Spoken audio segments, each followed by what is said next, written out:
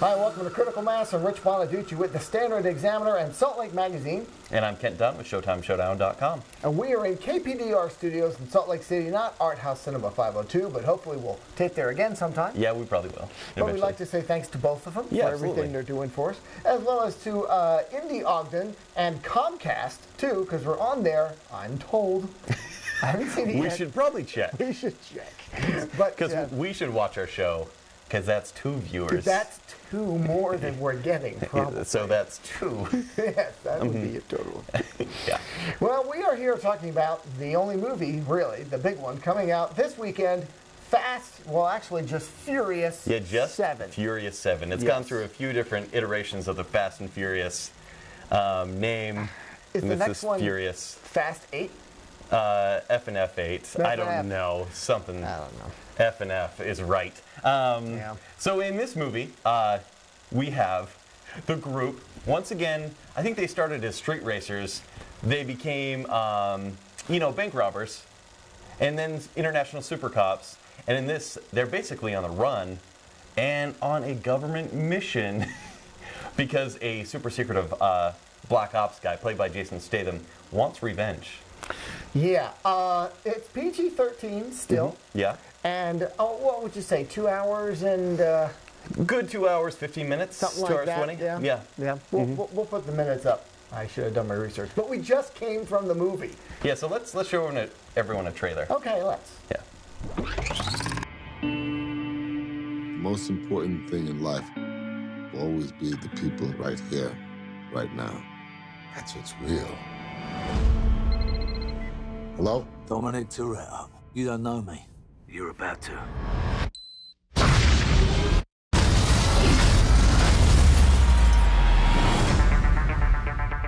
Who did this? Remember Owen Shaw? This is his big bad brother. He's a special forces assassin. They created a monster.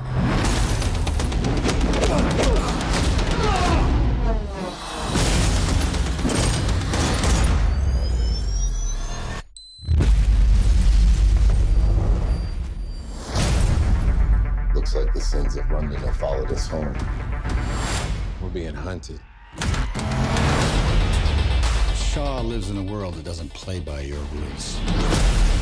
Like it or not, you and your friends are a part of it now. I don't have friends. I got family. This time it ain't just about being fast. Can somebody just walk me through what we supposed to be doing? Yo, Roman, you need some fresh air? Just when you didn't think it could get any better, huh?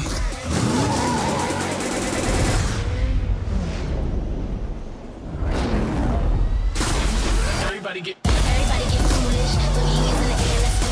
We got mercenaries after us with enough weapons to wipe out small countries. This right here takes crazy to a whole nother level.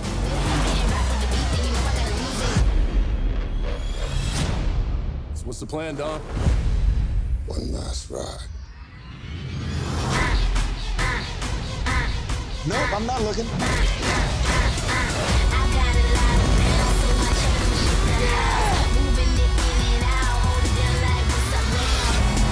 What's up now? What's up now? What's up now? Hold it down like what's up now?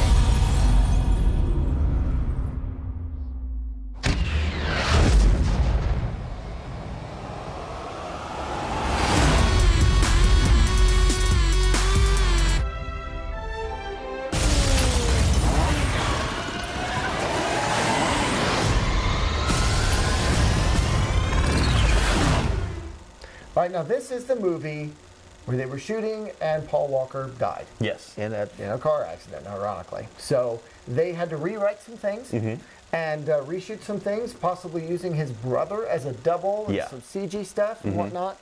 And it might have made the movie a little uneven, shall we say? Yeah. I think there was a clear view for this movie, and they actually rushed it in production right after Furious 6, or whatever that movie was called. This was supposed to come out last year. Okay. And James Wan took the reins from Justin Lin. And Justin Lin is the one who's credited for making the series as dumb as possible, but as fun as possible. All right. With Fast 5. Okay. And he did Fast and Furious, which is 4.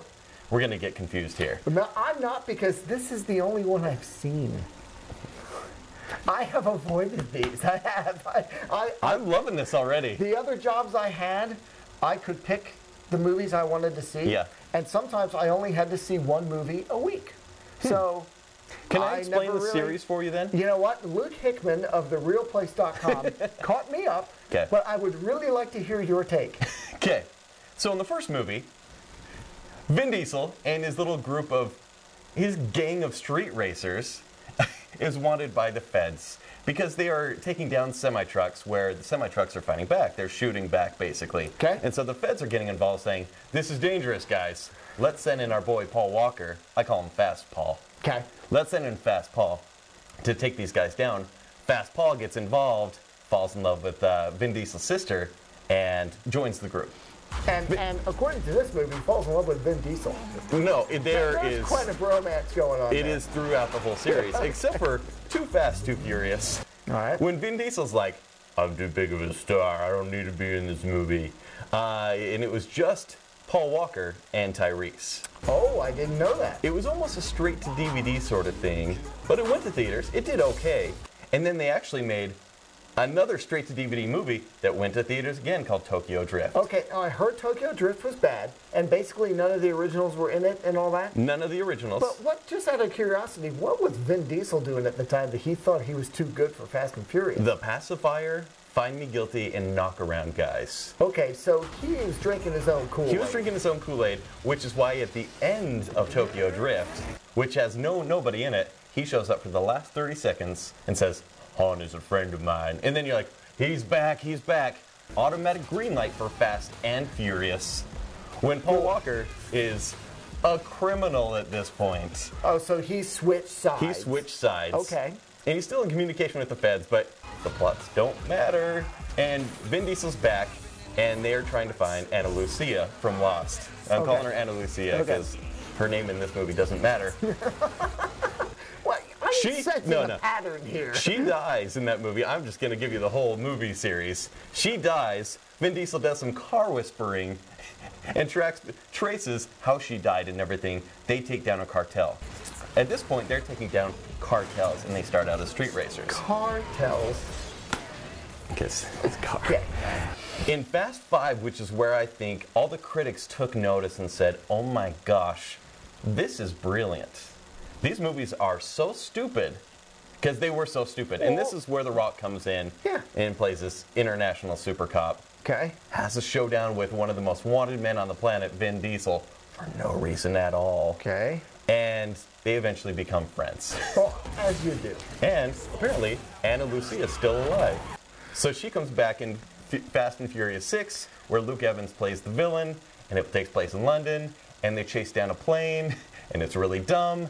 They almost kill Luke Evans, and then his brother swears revenge, which, wait for it, he kills Han. He's the one that killed Han in Tokyo Drift. So Tokyo Drift takes place, even though it's the third movie, takes place after 6. Okay. I mean, these movies, it's like an onion. There are so many layers. It's like a Star Trekian timeline I would have to keep track of. There's red matter. It's crazy. And apparently, Michelle Rodriguez did not drink the Kool-Aid. She knew this is what she had. Yeah. Yeah. Yeah, she did Avatar, but, you know. Yeah, she did. Yeah. Again, she did Planet Terror. Planet Terror, that's Yes. it, yeah. And I thought she looked great, by the way. Yeah. Oh, no, she won't.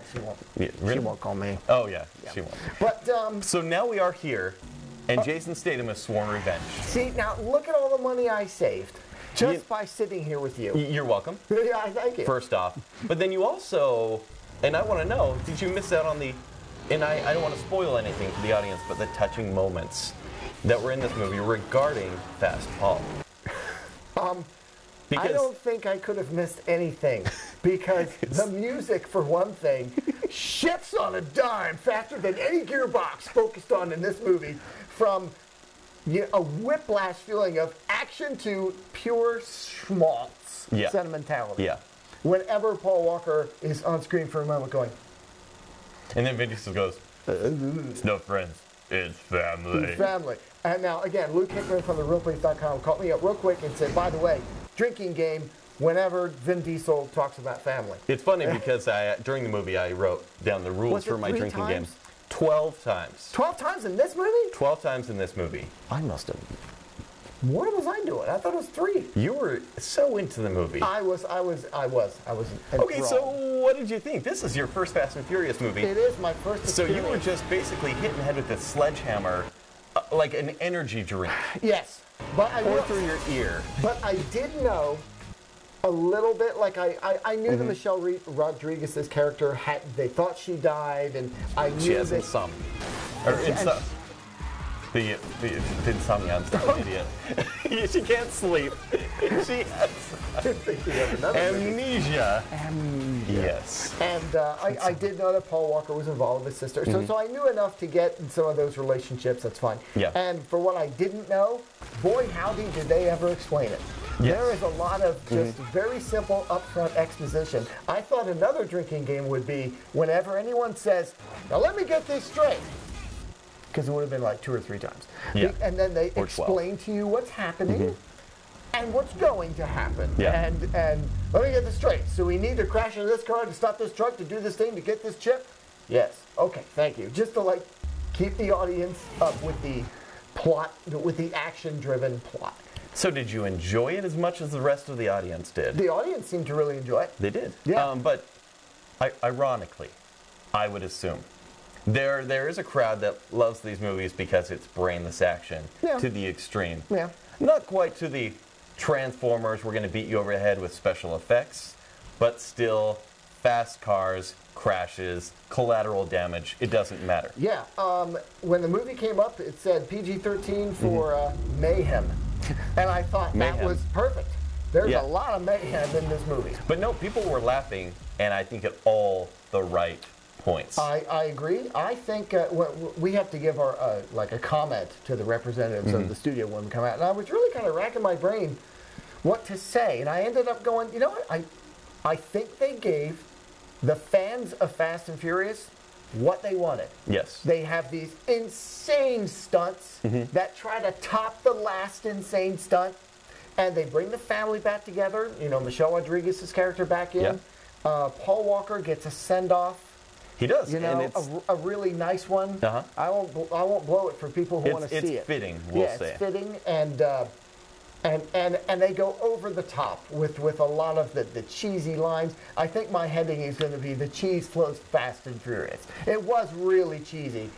But it was, as you say, just a bunch of big, fat, mindless fun. Yeah, it was, in my exit comment, was glorious in all of its stupidity. There you go. Fast 5 was so bad that everyone said, you know, it's just what we want. Okay. It's great. They were the stupidest stunts ever. Fast and Furious 6 tried to copy that, but was in on the joke. Okay. And wasn't as good. Huh.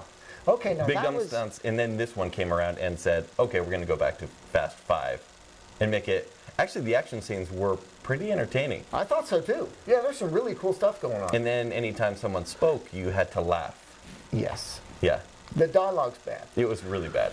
And not well delivered by most of the cast, I would say. It's actually quite... Especially Vin Diesel. Especially Vin Diesel. I actually think he's a wingman than anything else. A lead guy. He makes everyone else in this movie seem better. Yeah. Whether it's like Kurt Russell, Tyrese. Kurt Russell. Yeah, shows them how it's done. Or even where there's scenes where The Rock and Vin Diesel are together. The Rock, you're like, I'd rather watch his movie. Yeah. And just, you know, I'm just going to throw this out there because it's being marketed as a Rock movie as well. Barely even in it. Yeah, The Rock is sidelined with injuries for most of the movie. Yeah. And I thought, wow, you got Dwayne The Rock Johnson in your movie. You use him. Do you know why I think they're holding on to it. I think they're saying, we're making a international super cop movie. Maybe without Paul Walker, he's going to be more of a focus in the next one. And I actually think this, because of the end this movie had, and the send-off they created, this should be the final movie. Because where do you go from here? They're already planning Fast 8. I saw it earlier today. Yeah. Through 10, I think they should stop. They won't because this movie's going to make over $100 million Oh this yeah, weekend. it's going to do. First of all, it has no competition this weekend. Or for the rest of the month, honestly. Well, yeah. In terms of this style of movie. Yeah. Yeah. I was thinking Daredevil. That's on Netflix. Yeah, April 10th. Forget it. Yeah. But yeah. But this does signal sort of the beginning of the blockbuster season early. Yeah. Like this is the blockbuster for April. Yeah. And then we've got Avengers. in about a month. And then that's the real beginning, because then you're going to have like every 2 weeks or so, just bam, they're going to hit you with some big stuff. But these movies are so profitable, they will keep making them. I'm sure they'll do a shared universe. Yeah. Because that's the thing to do now. It is. I just don't know how you can go bigger. They destroyed Los Angeles. You can always destroy New York. And they It's will. good for it. Don't give them ideas. I don't think you know, here's what didn't work for me about the movie, and it's one of those things that I feel like if you're on board with it, you're going to love it. Yeah. And if not, there was a guy next to me, Sean, going, like every time, just going. So he wasn't laughing at the movie. He was like. He was laughing at it. Yeah, no, that's what I'm saying. Yeah. And here's the thing that got me. These folks are horrible shots when you need them to be horrible shots. Yeah. And perfect aim when you need them to have perfect aim. Yeah. They can do anything except when they need to screw up for the plot and stuff. They want you to take it seriously when someone is in danger. And they want you to take it seriously when, Paul Walker and his kid, and father. And then don't take this seriously at all when we're going to put this car through buildings and these guys are going to walk away. No, you're right. Do you know what I mean? To me, it was it wasn't like Commando, which don't take I thought it of Commando a seriously few at times all. during this yeah, movie. I went, come on, I would laugh if this was Commando, but now I'm going. I mean, to give you an example, the group is on a military mission, and they are sent to the mountains of Azerbaijan. Why? I'm glad you said that. Why? Because it doesn't matter. Maybe because it looks cool from above. I don't know. Well, because they had to drop from an airplane for some reason. But guess who's there? The guy that's been hunting him this whole time, Jason Statham, shows up. How to get there? Don't worry about it. Oh yeah, don't worry about any of it. And like then it's they like, had this incredible chip thing. No one should know they were there. Yeah, the God's Eye thing. Yeah. That basically incorporates every camera and microphone on the planet, cell phones, you name it, to find people. Yes. And it finds Jason Statham eventually, and somehow misses his army right in the same building. Yeah. That does an ambush. Or and it's like it's so convenient how well this works and when it doesn't hey team, work. let's go to Abu Dhabi. And then Jason Statham shows up at the exact right time. Does he have the God's eye? Like, I mean, he they could at least said, every I time. put a tracker on you. Like something. This movie is so stupid. It is stupid. And after they have that incredible stunt at the buildings there. Just implausible, but yes. Is there any explanation for them getting away? I'm like, so we're safe now. I'm like, there's a whole building of people chasing you, and now you're stuck on this floor and whatever. But don't worry about any of that stuff. It is not really about plot. It's not really about any of that. It's just an excuse to show the next really cool stunt set. I have to admit, I got a little bored. I was thinking long and tedious, not fast and furious. By the end, the explosion with the drones and this and car that, versus helicopter. Okay. They actually said in this movie, what happened? Sir, he just double tapped our drone. I was like, all right. Hey, at least if you're going to reference a movie, reference Zombieland. You know what I mean? But yeah, near the end there, I'm going, okay, you really could have tightened this up a little bit. We're going to see more. And it's going to be every year and a half. Probably. You know what? You said it. They're going to keep making money. Yeah. They're going to keep making them. Yeah. Yeah. And why not? And why not, I guess. But you know what I was thinking? And this might not be a very good comparison. Okay. I saw Mission Impossible 1 back in the day, and I had a lot of fun at that movie, even though there was some confusion with the plot, but it was fun. Yeah. Saw the second one. The third one got a little serious. Yeah. And I think they decided to, let's have some fun again. And then they did Ghost Protocol. Yes. And I really did not go in there thinking anything. I ended up loving that movie as far as a fun action flick.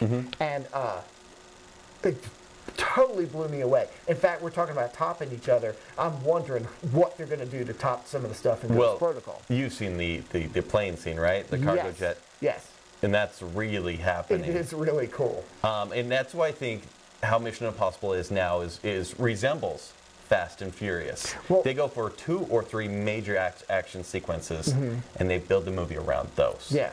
And what I was thinking was, in comparing them, Ghost Protocol was a cooler movie, even though it had cool stunts and all that stuff too, and kept a whole lot of fun in it. Yeah. And I thought maybe these guys just had the weight of Paul Walker on this one a bit. And they couldn't have as much fun as they wanted to. They were supposed to make it a 70s revenge thriller. Oh. So it was going to be a gritty movie. But I think with the death of an actual person, they couldn't say, yeah, let's kill some of the cast. Yeah. It was just too close to home. There were already way too many unfortunate lines for him to deliver. Did you? I'm sure you caught some of them. Yeah. Where he delivered them like, man. But you can't reshoot everything, I guess. No, just put in computer-generated Paul Walker over his brother. Yeah. So if you were to, how do you rate? I'm sitting there going, how do I rate? No, I give it. You can't. You actually can't rate it. I give it 2 grades. For me, it would be an A and an F. I mean, it is opposite ends of the spectrum here. If you're a fan, you are going to eat this up. This is actually the best Fast and Furious movie. Oh, wow. Okay. Even better than the one that you really... It's better than Fast 5. And Fast 5 is where they really just hit their peak. This is better. And I struggle to say that because it's not better. It's bigger. It's bigger, it's faster, it's dumber. It's furious. It's furiouser. But it moves so quickly, even though he and I got bored, because that's how we are sometimes in movies like this. Well, it moves so fast that you're like, oh, okay, I'm supposed to feel something? Oh, great, another establishing shot. Right. Oh, they're getting out of cars again. Oh, they just put on tuxes. Well, we know these because they gotta look good. For once. These movies are so implausible, physically impossible. Oh, sure. That... Abandon all physics, ye who enter there. Just forget it. This is a drinking game type of movie, and it's kind of wonderful.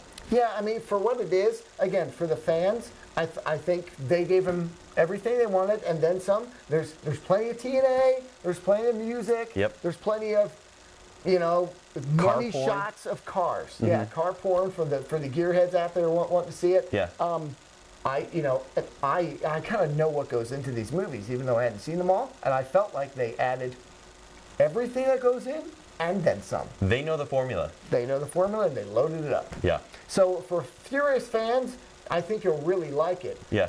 For me personally, it's not really something I would go see again. I'm glad we didn't pay to see it. Yeah, exactly. It's fun to talk about with buddies. But not fun to have a Fast and Furious marathon. Like, I'm assuming that if I invited you to my house and said, let's watch 1 through 6. Dude, I had, all right, look.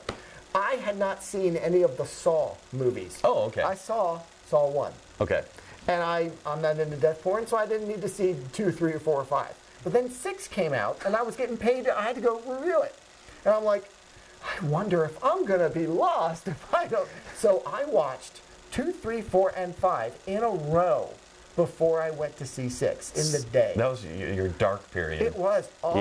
Yeah. I felt awful. And I was considering watching 1, 2, 3, 4, 5, and 6 of Furious, and I went, you know what? You don't need to. I don't think I'm really going to miss all of the deep interconnected relationships between these characters. All you needed is what you got at the end of this movie, and it's shots of Paul Walker looking at Vin Diesel and falling in love. Yes, they should have just went off, kissed, and be done with it. They basically like at the end of The Lord of the Rings. Exactly. They should have just gone and... You're my Vin. But you know what? The cast is really into this. And they got all the characters right. They're very consistent with the characters. Yeah. They're just two-dimensional. Well, sure. Yeah. Yeah. So there you go. Again, not my kind of film, but from a critic's point of view, for folks that like this kind of stuff, big shoot 'em up, action, blow 'em up, especially the franchise itself, I really think they went out of their way to give you exactly what you wanted. Yeah, this is the best Fast and Furious movie. There you go. They're going to keep going. I don't know how they can top it, but they probably will. They probably will. And you'll go see it. And they'll pull out all the stops to do it. Yeah. What else can you say? What else? We could probably explode right now. I mean, Michael Bay style. But there you go. It's worth seeing if you like action movies. Yes. Yes. But as long as you are into big dumb. Yes. If you're into smarter action films, a cool film, intricate plot with some cool set pieces, not the movie for you. Not at all. Not at all. There you go. Fast and Furious is going to be a big movie this weekend, and probably going to be a big movie in the franchise, and it's going to guarantee you, as you said, at least 3 more. Yes. There you go. An A from Kent and a go see it for me. Just I can't say. Can you say an A from me? Kent gave it an A. Stop it. I have it on tape. Anyway, check out his stuff at Showtime Showdown and Mind Out, Standard Examiner, and Solic Magazine. Yeah, exactly. And until next time, remember, we're not critical. We are critical. We are pretty critical, but we're not cynical, and that's why we're just critical. But that's why we still were okay with this movie. I like that. Yeah. I like that we would be able to put that in our pocket and go, okay, not our kind of movie. No. But for that kind of movie, it's a good one. I laughed a lot. There you go.